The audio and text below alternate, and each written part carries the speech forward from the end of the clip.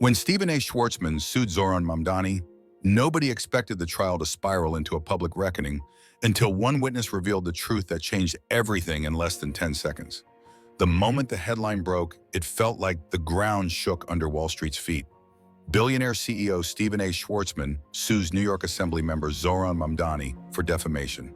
It wasn't rumor, it wasn't speculation. It was a real legal filing, with the Blackstone Group's insignia stamped at the top. For many New Yorkers, the question wasn't if this would spark a storm, it was how big the storm would get. Think about it, a titan of finance, someone who usually operates from the quiet of a Park Avenue boardroom, decided to drag an unflinching socialist organizer into court. That alone was enough to guarantee cameras outside the courthouse, reporters swarming, and financial networks filling airtime with endless speculation. But what really made people's jaws drop was the idea that this case wasn't about politics or power struggles in Albany. It was about words. Words Zohran Mamdani had spoken, sharp and direct, that Schwarzman's team claimed had crossed the line into defamation. And in today's world, where every statement can be clipped, shared, and weaponized, the stakes couldn't have been higher. The federal courthouse in Manhattan was where it all began. Early morning, the air thick with New York humidity, yet that didn't stop the crowd. Tenant union members with handmade signs stood shoulder to shoulder with socialist organizers in matching t-shirts. Reporters leaned over barricades, shouting questions at anyone in a suit who walked by. A woman from Queens, standing on the corner with a cup of coffee, whispered to a friend, "This feels bigger than a trial, it feels like a movement." Inside, the atmosphere was heavy, wooden benches filled with journalists, legal experts, and curious citizens. At the front, two men whose worlds couldn't be more different. Schwarzman, impeccably tailored, cold and composed, every movement calculated. Mamdani, focused and intense, with a gaze that reflected the streets of his district, a gaze that dared anyone to silence him. "Schwarzman versus Mamdani," the clerk called out. The words rang through the room, and in that moment, every eye turned forward. This wasn't just another lawsuit, it was a clash of ideologies. To understand why this mattered so much, you need to know who Zohran Mamdani is. He isn't the type to tiptoe around controversy. A state assembly member from Queens, he built his reputation not in courtrooms, but in the crowded tenant meetings of Astoria and the picket lines outside luxury developments. He speaks for communities often ignored by the halls of power. He doesn't whisper, he organizes. That's part of why he gained so much attention so quickly. And it's also why someone as insulated as Stephen Schwarzman would take the risk of facing him head-on in court. But lawsuits are never simple. Schwarzman's team insisted that Mamdani's remarks weren't just political banter. They claimed he accused Blackstone of predatory practices with implications damaging enough to trigger this legal showdown. To Schwarzman's allies on Wall Street, this was about protecting market stability and drawing a line. To Mamdani's supporters, it looked like an attempt by a billionaire to muzzle a voice that had rattled the titans of finance. Cameras clicked furiously as the lawyers walked in. Reporters scribbled notes. Every detail mattered. The cut of Schwarzman's suit, the expression on Mamdani's face. Because everyone knew this case was about more than just the courtroom. It was about image, perception, and the narrative of a city at war with itself. Mamdani leaned toward his attorney, a public interest lawyer, and whispered something, earning a small nod in return. Schwarzman didn't flinch, his expression unreadable, but he held his pen tightly against a leather-bound folder. These two men weren't just separated by ideology, they were separated by approach. Schwarzman carefully curating a portrait of untouchable power, speaking only through press releases and legal filings. Mamdani, outspoken and unafraid, his very presence a challenge to the structure of capital. The first few minutes of that morning made one thing clear: no matter the outcome, this trial would not leave either man untouched. Reputations would be tested, secrets would be hinted at, and the whole city would be watching, waiting for the spark that could ignite something larger than both of them. Outside, chants rose louder. Some shouted support for Mamdani, praising his courage to stand up to corporate power. The other side was silent, represented only by the imposing stone facade of the courthouse. Police lined the steps, but inside, the silence between arguments was louder than the shouting outside. Everyone sensed it. This wasn't just about a lawsuit. This was about truth versus capital, courage versus control, and the dangerous gamble of dragging a movement into a courtroom. Before the first argument was even made, people already wondered, who would come out of this trial standing taller, and who would leave with their empire's reputation cracked beyond repair? If you're going to understand why this lawsuit exploded the way it did, you need to know who Zohran Mamdani really is. Not the headlines, not the talking points, but the story behind the organizer's voice that landed him in that courtroom across from one of the most powerful men in the world. Zohran Mamdani didn't rise through the political ranks quietly. Before he ever stood on the floor of the State Assembly, he built his name in the community halls and apartment building lobbies of Queens, organizing tenants who didn't have the money or connections to protect themselves. He was the organizer who would take the late-night calls from a worried mother facing eviction or a father whose rent had been illegally hiked. People in those neighborhoods didn't just know Zohran as a politician, they knew him as someone who cared enough to fight. Zohran never walked away from a hard fight, recalled Maria Flores, a local tenant leader who had worked with him for years. He wasn't scared of big landlords, their lawyers, or anybody else. He believed in looking power in the eye and speaking the truth, even if it wasn't pretty.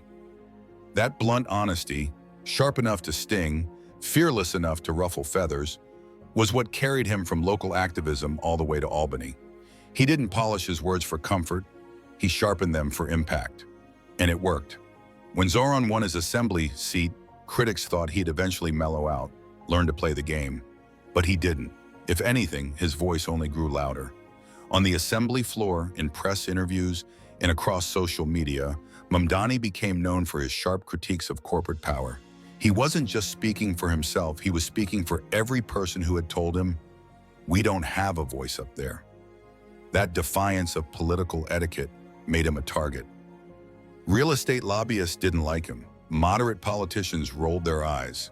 Conservative media painted him as reckless, while progressives saw him as a breath of fresh air. And through it all, Zohran seemed unfazed. So when he made comments that directly targeted Blackstone's role in the New York housing crisis, nobody was surprised by the boldness of his words. But people were surprised by the response. Instead of ignoring him, brushing it off as political theater, Stephen Schwarzman took action. Why him? One reporter asked on a morning talk show. Why Zohran Mamdani, out of all the critics Blackstone has faced? Why single out this state assembly member? That question lingered, because Zohran wasn't the most powerful politician in the state. He didn't chair a major committee, yet somehow he had struck a nerve deep enough that one of the wealthiest men in the world decided to take him to court. Part of it was Mamdani's fearlessness. He wasn't someone you could intimidate into silence. Threats of lawsuits didn't push him off balance. If anything, they fueled him. And that was dangerous for someone like Schwarzman, who had built his public image on control, prestige, and a careful distance from public brawls. Zohran was his opposite, raw, blunt, and unwilling to apologize. And then there was the symbolism. For millions of people watching, this wasn't just a legal battle between two men. It was a collision of two very different New Yorks. On one side, an assembly member who came from a family of activists, fought his way into office on a shoestring budget, and built his platform on being unfiltered. On the other, a billionaire CEO with global recognition, a name associated with immense wealth, power, and a carefully cultivated image. When the lawsuit was filed, Zohran didn't back down. In fact, he leaned in harder. Standing outside his district office in Queens, he told reporters, "If speaking the truth about corporate power lands me in court, then that's exactly where I'm supposed to be. I don't run, I don't hide." Those words played on loop across networks. Supporters cheered his bravery, critics called it arrogance. But everyone agreed on one thing: Zohran Mamdani wasn't scared. That was the key: fearlessness. It's what made him dangerous in politics. It's what made him compelling to his supporters. And it's what made this lawsuit more than just legal paperwork. It became a test of whether someone who had always spoken truth to power could survive a direct strike from one of the most powerful figures in the country. His staff, though, saw the strain behind the bold words. Late nights in his office, stacks of legal files on his desk. Zohran sometimes rubbed his temples, knowing what was at stake. "They want to break me," he admitted to one aide. "But if I bend now, I'll never be able to stand up again." The lawsuit wasn't just about clearing his name. For Zohran Mamdani, it was about survival, not just politically, but for the movement he represented. If he lost, he risked being branded reckless forever. If he won, he'd prove that even Wall Street's billions couldn't silence the voice of the people. But while Zohran's defiance made headlines, the bigger question remained: what drove Stephen Schwarzman to risk everything by taking him to court in the first place? For years, Stephen Schwarzman built an empire on calculated discretion while the market ebbed and flowed. He commanded boardrooms and courted world leaders, but he stayed mostly out of the public fray. His words were rare, his appearances calculated, his image carefully controlled. That's why when news broke that he had decided to sue Assembly member Zohran Mamdani, people were stunned. It wasn't just unusual, it was a declaration of war. No CEO of his stature had ever dragged a sitting state legislator into a courtroom over defamation for speaking on behalf of his constituents. So the obvious question was, why now? Why Mamdani? Behind the polished surface, Schwarzman's world of finance was more sensitive than it looked. Running a multi-billion-dollar global firm meant being scrutinized at every turn. His motives questioned, his company's ethics dissected. While he managed to maintain a certain mystique, Mamdani's comments had pierced that carefully constructed armor. According to Blackstone's legal team, the Assembly member's remarks went beyond political criticism. They claimed Mamdani had accused the company of predatory behavior that could permanently tarnish the Blackstone brand. For a man who had spent years crafting an image of financial prudence and market leadership, those words weren't just insulting, they were dangerous.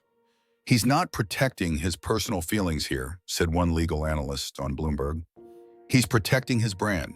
This case is about his corporate identity, his legacy." Inside Blackstone's headquarters, advisors debated for weeks before the lawsuit was filed. Some argued it would only give Mamdani more attention, painting him as a fighter against corporate greed. Others insisted silence would be seen as weakness, an admission that Mamdani's critiques had merit. In the end, Schwarzman made the call himself. "I will not let these lies stand," he reportedly told one aide, his voice sharp, uncharacteristically firm. His choice carried enormous risks. By filing, he opened himself and his company up to scrutiny, depositions, and cross-examinations. The legal process of discovery that could force them to reveal documents they had long tried to avoid.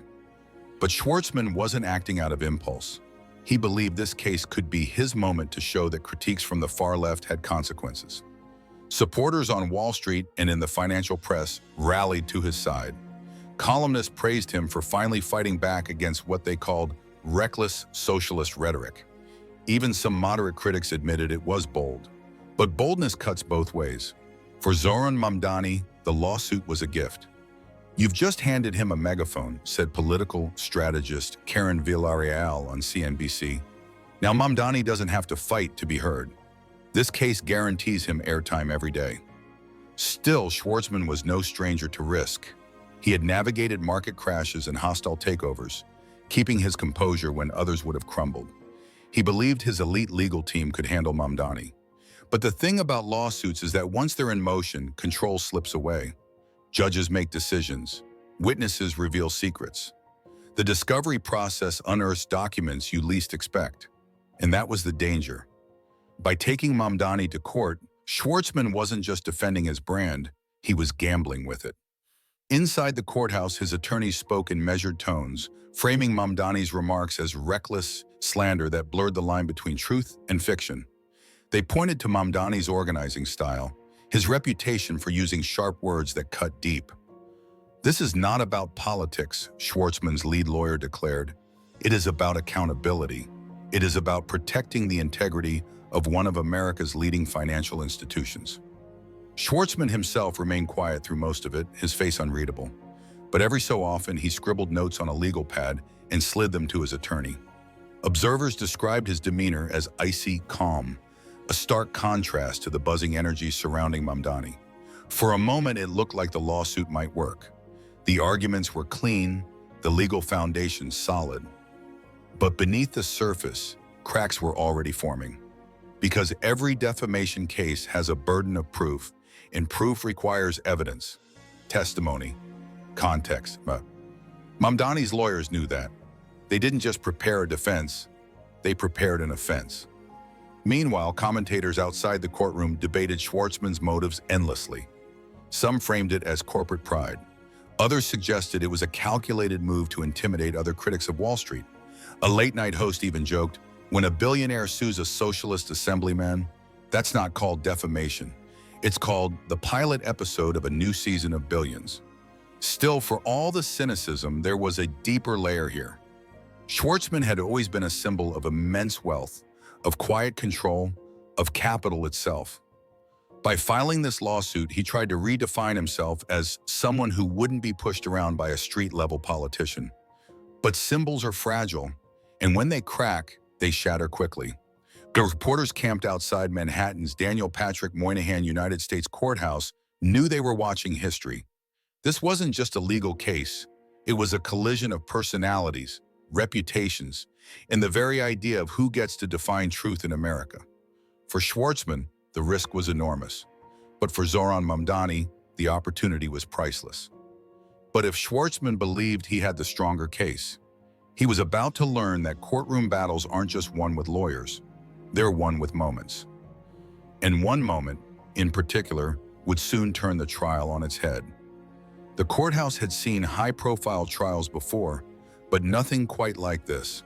From the moment the sun came up, it looked less like a place of justice and more like the epicenter of a citywide spectacle. Satellite trucks lined the street. Reporters from as far away as London and Tokyo elbowed for camera space. A group of law students from NYU camped out overnight just to say they were there.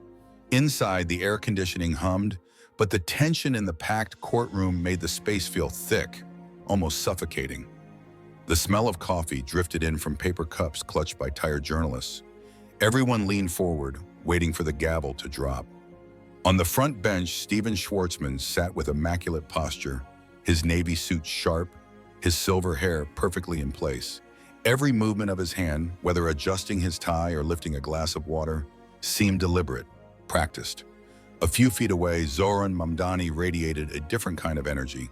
He leaned slightly forward in his chair, flipping through notes, occasionally whispering to his attorney. Unlike Schwarzman, whose face revealed nothing, Mamdani's expressions flickered.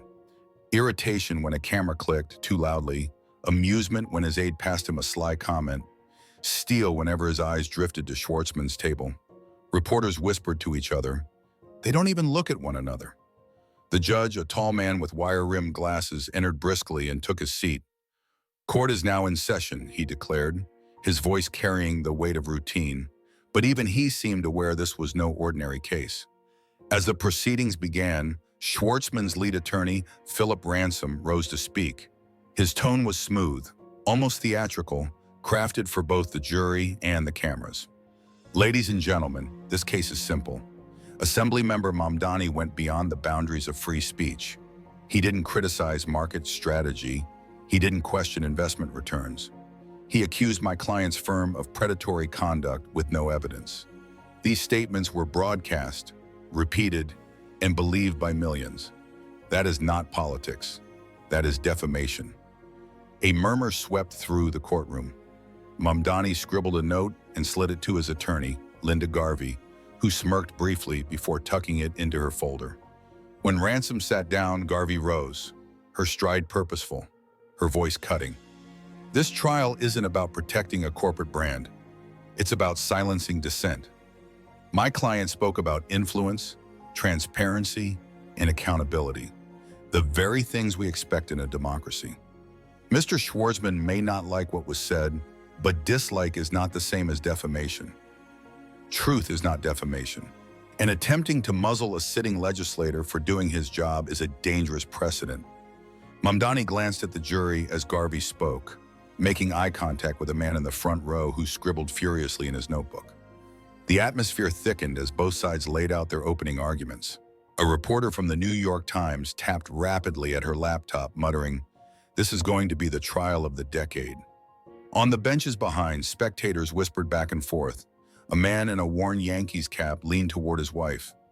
"Seeing a Wall Street king sue a socialist assemblyman from Queens," he said softly, "that's the story of New York right there." At one point during a recess, Mamdani stood near the defense table sipping water. A reporter called out from the gallery, "Assembly member, do you regret your comments?" He didn't hesitate. "Regret?" he replied, his voice carrying across the room. "The only thing I regret is that thousands of my constituents are forced to choose between paying rent and buying food because of the system these gentlemen represent." The remark drew nods from his supporters and sharp looks from Schwarzman's team. Back in session, tension mounted as witnesses were called. A media consultant described how Mamdani's remarks had been replayed across networks, sparking headlines. Schwarzman's attorneys emphasized the harm done to Blackstone's reputation, but Mamdani's team countered with the obvious. Powerful corporations are always in the spotlight. Criticism comes with the role. By the afternoon, even the judge seemed aware that this case was no longer confined to defamation statutes. It was becoming a battle over free speech itself. His gavel knocked against the bench after a heated exchange between the attorneys. "Control yourselves," he warned, though his stern voice did little to settle the charged energy.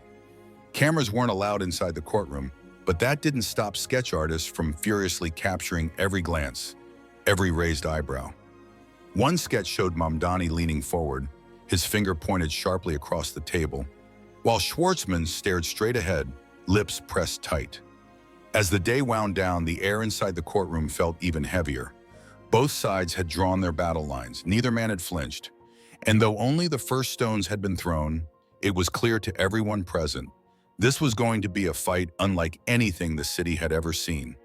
But the real turning point wasn't in the opening arguments. It was waiting just ahead, in the details of Schwarzman's case and the offense Mamdani's team was prepared to unleash. By the second morning of the trial, the rhythm of the courtroom was already established. Reporters sprinted up the courthouse steps before sunrise. Security lines stretched around the block.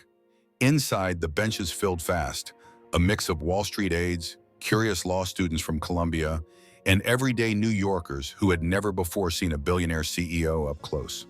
When the judge gave a nod, Philip Ransom, Stephen Schwarzman's lead attorney, rose with deliberate confidence.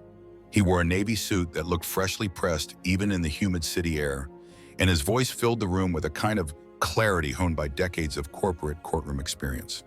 "Ladies and gentlemen of the jury," he began, "words have consequences. This case is not about politics. It is about reputation.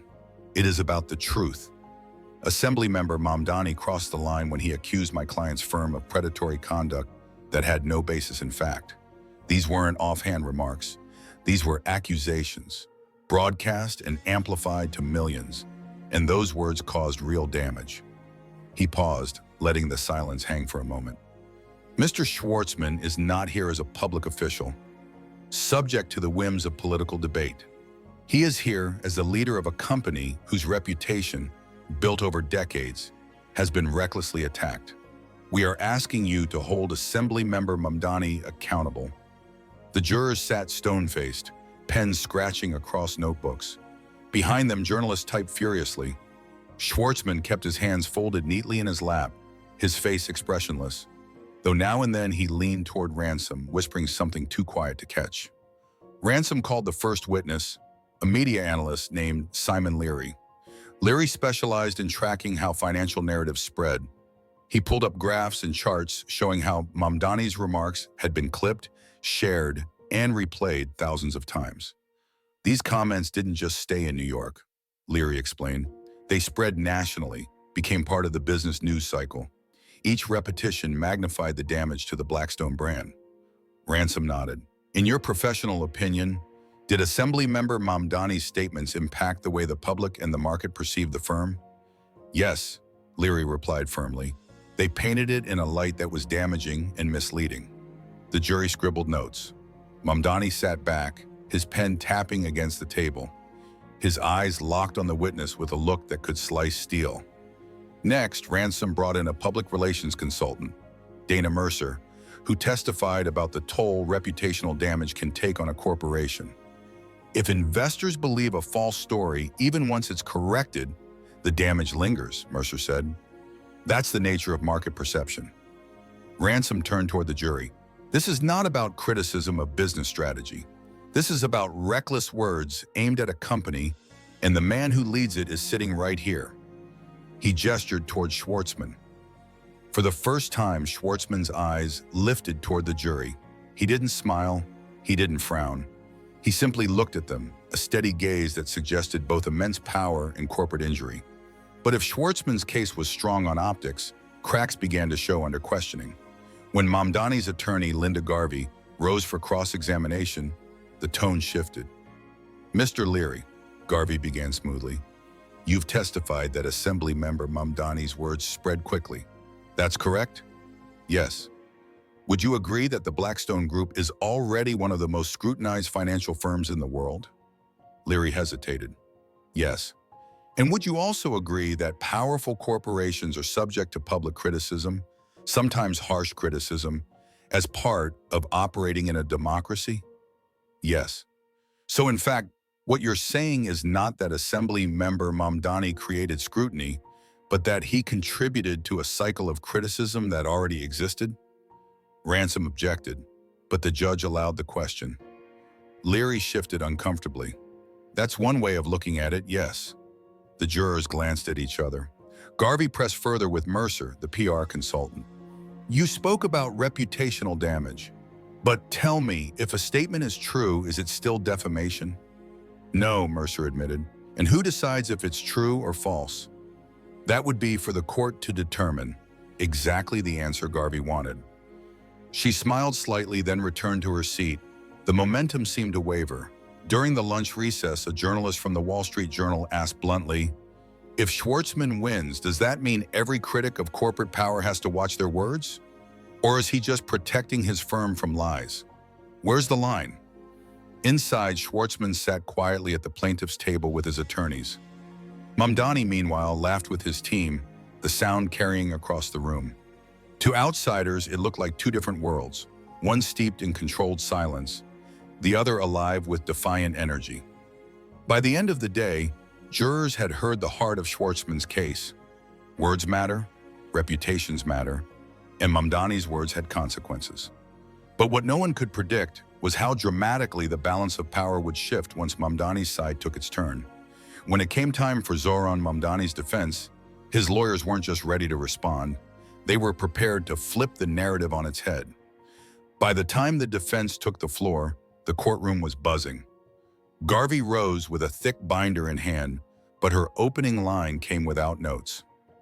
"Ladies and gentlemen," Garvey said, her voice sharp but steady, "this case is not about protecting a corporate image. It's about silencing a voice that has asked tough questions, a voice that has spoken truth about the influence of corporate power in our city. Assemblymember Mamdani did not invent anything. He said what millions of New Yorkers were already whispering. And now one of the most powerful men in the world wants to punish him for saying it out loud." A ripple ran through the gallery. Mamdani glanced at the jury, his gaze carrying a message. "I'm not afraid to stand here." Garvey called her first witness, an economics professor from Columbia University named Dr. Eleanor Vance. Dr. Vance explained the critical role of public oversight when private corporations grow large enough to impact public life. "Democracy depends on scrutiny," she testified.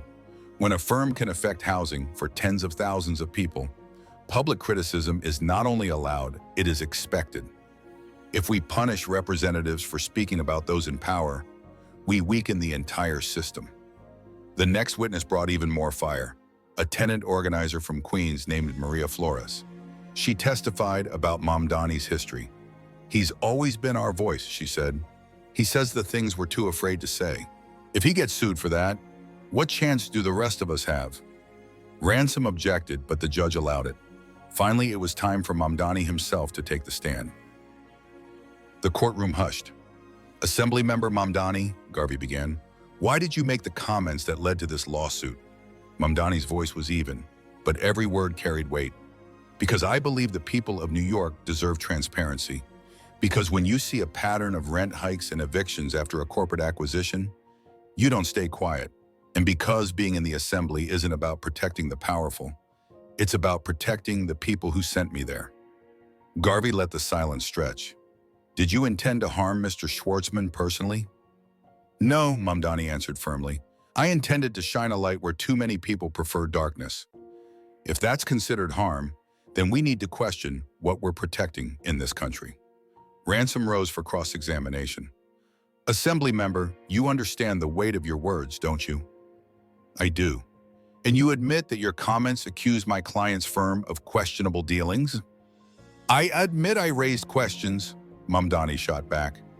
Questions based on patterns we all witnessed. So you had no direct evidence? Mamdani leaned forward, his voice low but steady. Evidence doesn't appear out of thin air, Mr. Ransom. Sometimes it takes someone asking the uncomfortable question to bring it into the light. The jury's eyes flickered between the two. Ransom pressed again. So you're saying you made damaging statements without proof? Mamdani didn't hesitate. I'm saying I did my job. And if doing my job means upsetting powerful people, so be it. The courtroom erupted in whispers. The judge's gavel slammed down. Order! Mamdani sat back, unbothered.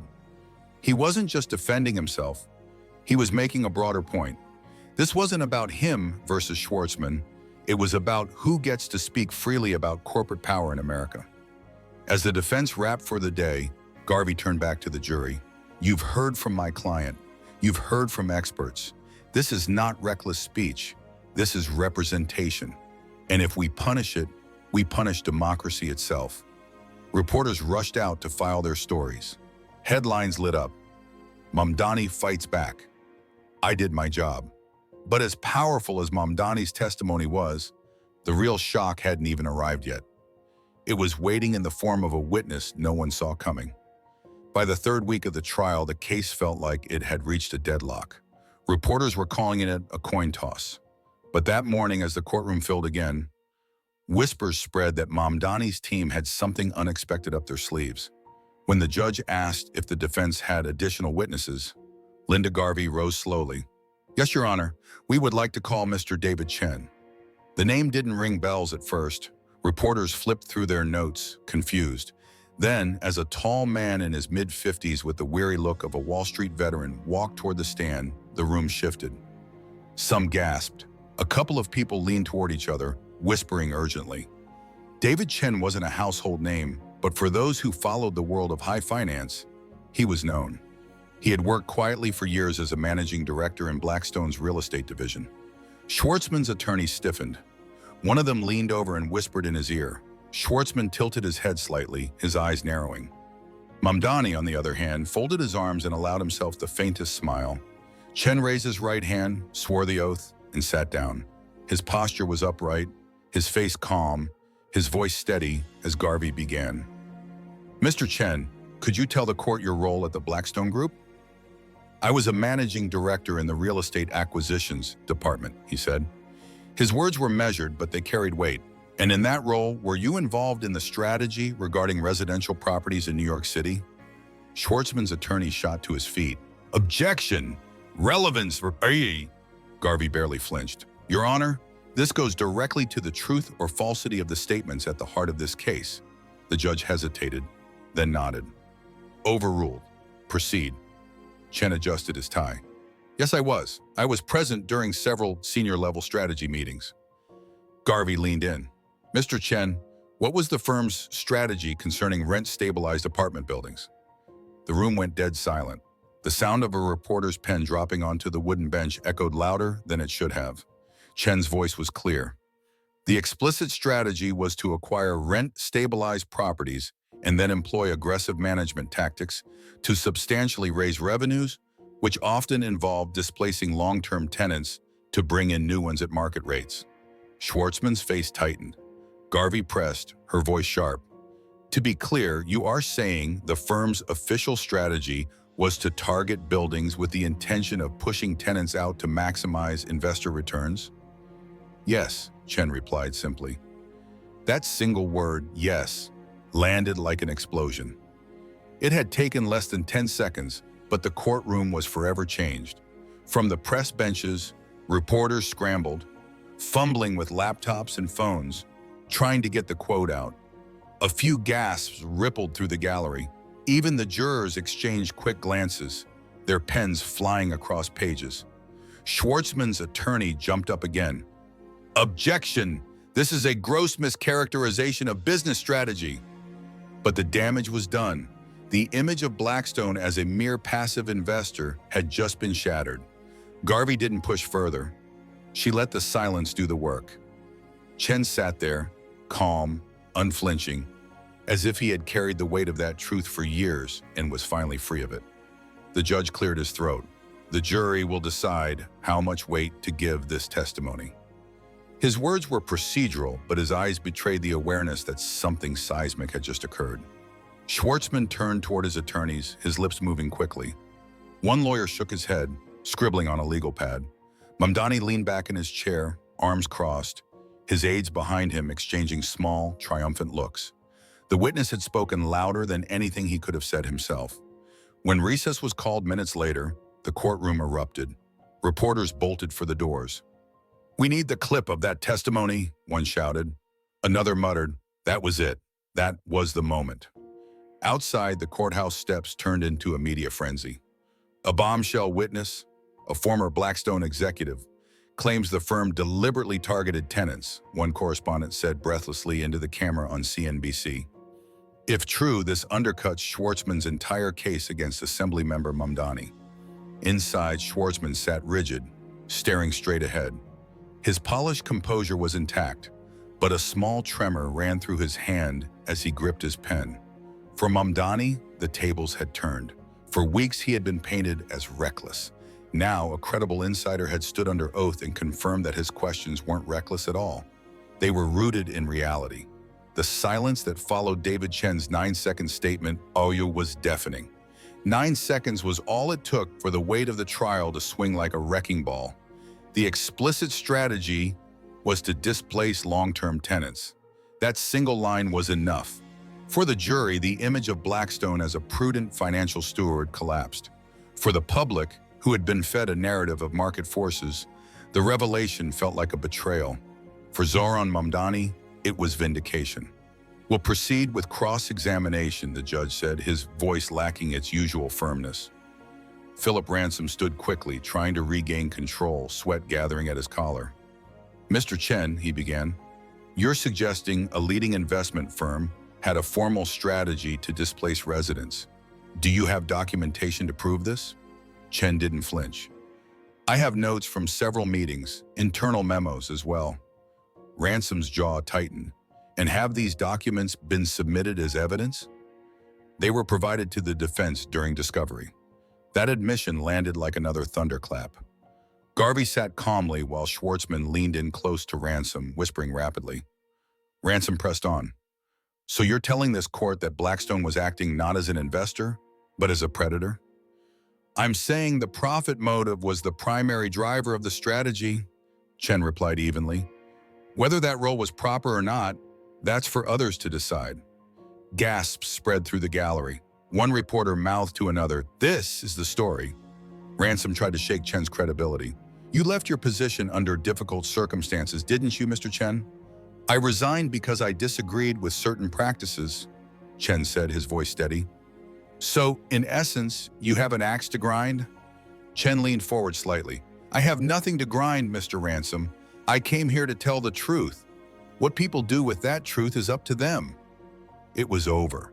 The jurors weren't just hearing words. They were watching body language, listening for conviction. Chen had given them both. The judge called for recess, but the room exploded. Reporters dashed for the exits. Outside, the courthouse steps erupted.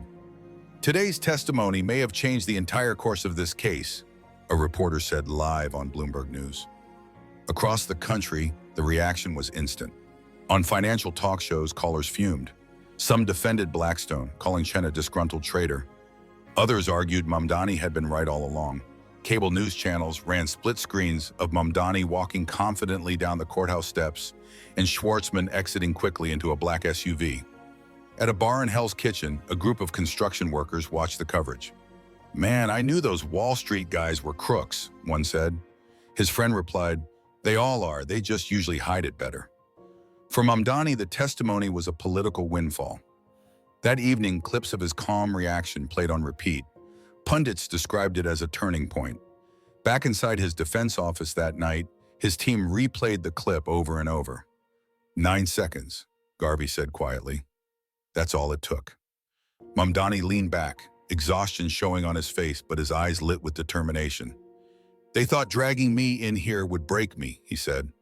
Instead, it broke their story. The lesson was clear. In those 9 seconds, David Chen had tipped the scales of history. The fallout outside the courtroom was even more explosive, and it would determine not just the verdict, but the future reputations of both men. The hours after felt less like a legal proceeding and more like a national emergency broadcast. Within minutes, his 9-second revelation was clipped, subtitled, and blasted across every major news outlet. Inside the Schwarzman legal camp, the atmosphere was grim. They gathered in a private conference room, Schwarzman's face pale but his composure intact. "We need to control this," he said quietly. Ransom shook his head, sweat pooling at his temples. Control is gone. The moment he said it under oath, backed by our own documents, it became fact in the public's mind. We can challenge the evidence, but the damage is already done. Across the hall, Zohran Mamdani's team was buzzing with restrained energy. Aides huddled over laptops, scrolling through live coverage while Garvey paced the floor. Mamdani himself sat calmly at the table, arms folded, though a smile tugged at the corner of his mouth. "I told them," he said softly, almost to himself, "you don't drag me into court unless you're ready to face the truth." The impact spread far beyond the courthouse. In a local coffee shop in Astoria, Queens, the trial was on the TV. Patrons put down their mugs to listen as commentators debated the fallout. "He was supposed to be untouchable," one man muttered. His friend shook his head. "Nobody's untouchable anymore." In Albany and on Wall Street, people scrambled to issue statements. Financial pundits rushed to Schwarzman's defense, calling Chen a disgruntled ex-employee out for attention. But progressive leaders pounced. "Assembly member Mamdani has been vindicated," one city councilwoman declared. This lawsuit was never about truth, it was about intimidation, and it just backfired spectacularly. The public reaction was messy, divided, and raw. On social media, videos of Mamdani walking confidently down the courthouse steps went viral, paired with captions like "fearless." Meanwhile, clips of Schwarzman leaving under heavy security, his face hidden as he slipped into an SUV, circulated with hashtags suggesting corporate scandal. Even late-night television weighed in. One host quipped, "When your 9-second cameo in a courtroom destroys a billionaire's case, you deserve a medal, or at least a corner office." Inside the jury room, the mood was different. Jurors avoided eye contact with reporters, but their notes told the story. Underlined words like truth, credibility, and strategy. Chen's testimony had left its mark. The fallout was almost surreal for Mamdani. That night, he returned to his modest Queens apartment. Sitting at his kitchen table, he spoke with his sister on the phone. "I don't feel like I won," he admitted quietly. "I feel like the city just saw a curtain pull back, and now everybody has to decide what they're going to do with what they saw." His sister replied, "You stood your ground, Zohran. That's what matters. People are watching. They'll remember you didn't bend." In contrast, Schwarzman retreated into strategic silence. He avoided cameras and issued a terse statement through his lawyers about exploring all legal options. For someone who had built an image on control, speaking now carried too much risk. But silence, too, spoke volumes. By the next morning, the narrative had crystallized. The lawsuit meant to silence Zohran Mamdani had instead amplified him. The trial was no longer just about defamation, it was about truth, perception, and the price of using the courts as a corporate weapon. When the trial entered its final week, the courthouse felt less like a building of law and more like a stage. Inside, closing arguments framed the story in starkly different ways. Philip Ransom stood tall, his voice ringing through the room. "You cannot allow political activists to speak recklessly about legitimate businesses.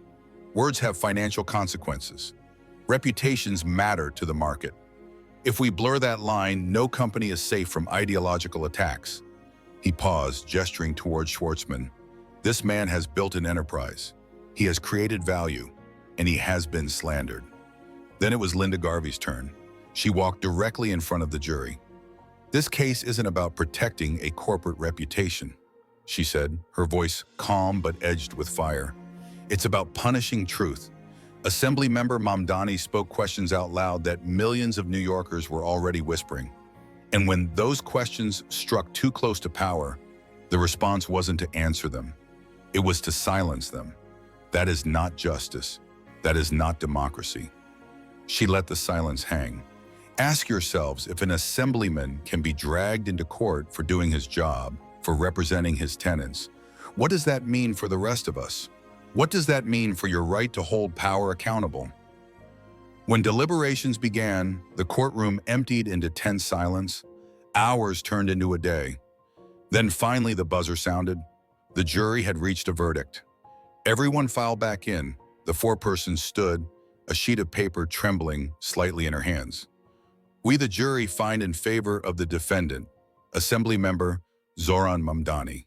The words echoed, sharp and final. Mamdani's supporters erupted in muffled cheers before the judge's gavel slammed down. Schwarzman sat frozen, his composure unbroken, but his eyes flickered with a recognition that his case, his gamble, had collapsed. Mamdani exhaled slowly, pressing a hand to his chest before glancing at Garvey. He didn't celebrate wildly. He simply closed his eyes for a moment, as if to say, I held the line. Outside, the courthouse steps became a scene of celebration. Mamdani addressed the crowd. This was never about me, he said, his voice echoing through the microphones. This was about the right to ask hard questions. It was about the principle that our homes are more than just assets on a balance sheet. If we give up the right to challenge corporate power, we give up our city. His words traveled far beyond Manhattan. For Schwarzman, the silence stretched on, but the public narrative had already been written. In living rooms across the country, families debated the trial. The moral wasn't just legal, it was human. Words do matter. But silencing words out of fear can be more dangerous than facing them. Zohran Mamdani's victory wasn't just his. It was a reminder that truth, however uncomfortable, is worth protecting. And maybe that's what made the story resonate so deeply. Because in a country built on voices, voices in community halls, voices in state houses, voices on the streets, the greatest threat isn't what's spoken. The greatest threat is when those voices are muted. As Mamdani left the courthouse that final day, reporters shouting his name, cameras flashing, he didn't rush. He walked down the steps slowly, deliberately, looking every bit like someone who understood the weight of what had just happened. And whether you admired him or opposed him, one fact was undeniable. He had stood against capital, and capital had blinked first. The story closed, but the lesson remained. Never underestimate the strength of truth spoken aloud, even when it shakes the walls of power. If you believe stories like this matter, if you believe voices that challenge power should be heard, then subscribe, because we're just getting started.